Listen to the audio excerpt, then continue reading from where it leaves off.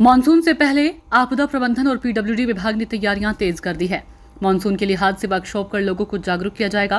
किस तरह की रणनीति तैयार की जा रही है, इसी पर देखिए एक रिपोर्ट। उत्तराखंड में 15 जून करीब मानसून दस्तक देने जा रहा है।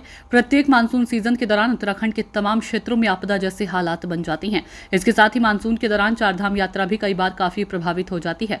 लेकिन हर साल मानसून के दौरान सबसे ज्यादा सड़कों को नुकसान पहुंचता है, जिसके चलते यातायात बाधित हो जाता है। विषम भौगोलिक परिस्थितियों वाले राज्य उत्तराखंड में मानसून के समय स्थितियां काफी गंभीर हो जाती है। खासकर प्रदेश के पर्वतीय क्षेत्रों में आपदा जैसी स्थिति बन जाती है, जिसके चलते स्थानीय निवासियों को काफी दिक्कतों का सामना करना पड़ता है। यही नहीं, मानसून के दौरान होने वाले भूस्खलन से सबसे ज्यादा नुकसान सड़कों और पुलों को होता है, जिसको देखते हुए आपदा और लोक निर्माण विभाग अभी से ही मानसून सीजन से संबंधित तैयारियों को दुरुस्त करने की कवायद में जुट गया है। हालांकि मानसून सीजन के दौरान सरकार के लिए एक बड़ी चुनौती चारधाम यात्रा व्यवस्थाओं की भी होती है। वहीं पर्यटन और पीडब्ल्यूडी मंत्री सतपाल महाराज ने कहा कि जहां जहां भूस्खलन होता है, ऐसे स्थानों को चिन्हित करके जेसीबी मशीनों को तैनात किया गया और ऐसे में जब भी भूस्खलन और एवलांच होगा तो उस दौरान तत्काल सड़कों से मालवा हटाकर यातायात सुचारू कर दिया जाएगा। इसमें हमने निर्देश ये दिया है कि जहाँ जहाँ लैंडस्लाइड होता है और जहाँ मट्टी कच्ची है तो लैंडस्लाइड होता रहता है, ऐसे जगहों को चिन्हित करके वहाँ पर हमने जेसीबी तैनात किए हैं।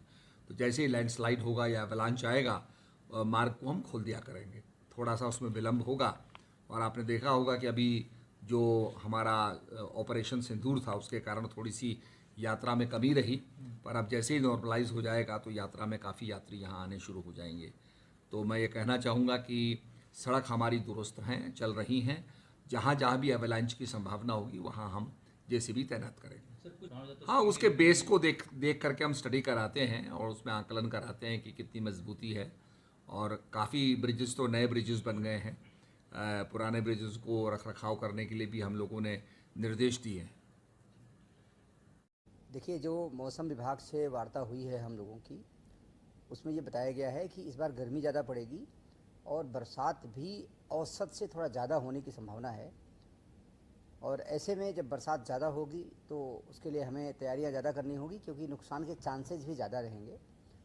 तो हमारे यहाँ से कई बार वीसी जनपदों के साथ हुई है, उनको डिटेल में निर्देश दिए गए हैं और हम लोग एक बहुत जल्दी एक वर्कशॉप करा रहे हैं मौसम विभाग भारत सरकार के सहयोग से, और इसमें जितने भी स्टेक होल्डर्स हैं हम सबको बुला रहे हैं और सबको किस प्रकार से सावधानी बरती जाएगी इसके बारे में विधिवत अवगत कराएंगे। और बाकी तैयारी हमारी जोरों पर है। हमारी कोशिश होगी कि नुकसान कम से कम हो सके, उसमें सहयोग प्रदान कर सके। देखिए, मानसून निश्चित रूप से हमारे लिए एक चैलेंज का टाइम होता है, क्योंकि पहाड़ में काफ़ी जगहों पे लैंडस्लाइड या इस तरह के इश्यूज आते हैं। तो हम लोग पूरी मुस्तैदी से काम करते हैं। हमारे पास पूरा हमारा एसओपी बना हुआ है कि कहाँ कहाँ पे हम लोग को प्रॉब्लम होती है, कहाँ पे मशीन लगानी है।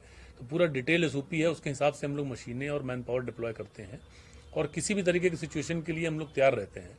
तो जैसे ही हमको ये अलर्ट आएगा या सिग्नल आएगा कि मानसून स्टार्ट होने वाला है, तो हमारा जो एसओपी है उसको हम लोग एक्टिवेट करेंगे और सभी जगहों पे जो अफेक्टेड जगह हैं, जो इंपॉर्टेंट रोड है हमारे, उनमें मशीनें लगाना, मैन पावर लगाना, सारे नंबर डिस्प्ले करना और जो भी रिक्वायर्ड चीज़ें हैं उसके लिए हम लोग पूरी तैयारी करेंगे। जो भी हमारे पुल हैं, हमारी सड़कों पे जो पुल बने हुए हैं, उनको साल में 2 बार हम लोग इंस्पेक्ट कराते हैं अपने सक्षम स्तर से।